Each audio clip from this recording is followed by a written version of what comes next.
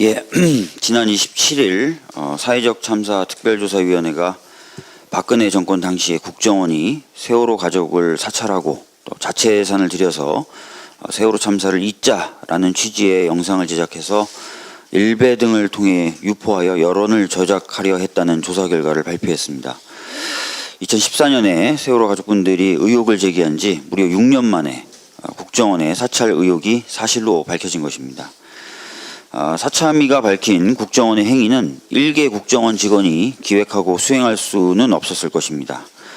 사회적 참사 특별조사위원회가 수사 요청을 한 바와 같이 다수의 사람이 가담한 것일 것이고, 특히 215건이나 보고서가 작성되어 청와대에도 보고된 만큼 윗선의 개입도 상당했을 것으로 생각됩니다. 더구나 어제 세월호 가족협의회에서 언급한 대로 지난 6년간 이러한 사실을 의도적으로 감추었거나 조사하지 않았던 책임자들끼리 합치면 범죄 참가자의 규모는 더욱 커질 것입니다. 이 모든 사람들에 대해서 철저한 수사가 이루어져야 할 것입니다. 수사 요청을 받은 특별수사단은 주저없이 제대로 수사를 진행해야 할 것입니다. 또 아시다시피 국정원은 국내 정치에 관여할 수 없고 대공, 대정부 전복, 방첩, 대테러 및 국제범죄 조직과 관련된 정보 이외에는 국내 정보를 수집할 수 없도록 되어 있습니다. 그럼에도 불구하고 이 같은 불법적 행위가 있었다는 것은 그동안 미루어져 왔던 국정원 개혁의 필요성을 다시 한번 보여주는 것이라 생각됩니다.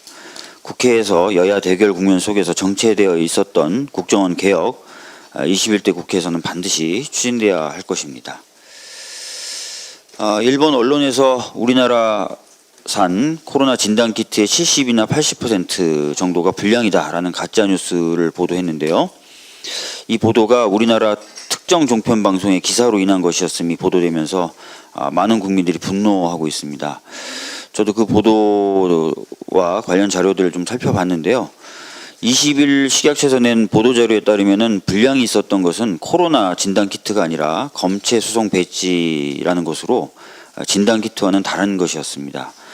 그런데 문제가 된 종편의 해당 보도에서는 제목을 불량키트가 무더기로 적발됐다라는 식으로 표현되어 있어서 오해를 불러일으킨 것 같습니다.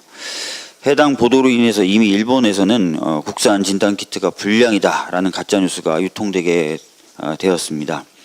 이는 국가의 신뢰도뿐만 아니라 관련 산업에도 큰 영향을 줄 수 있습니다. 국민 모두가 최선을 다해서 코로나 극복에 힘을 쏟고 있는 만큼 각자 맡은 역할에 좀 더 책임 있는 자세로 임했으면 좋겠습니다. 이상입니다.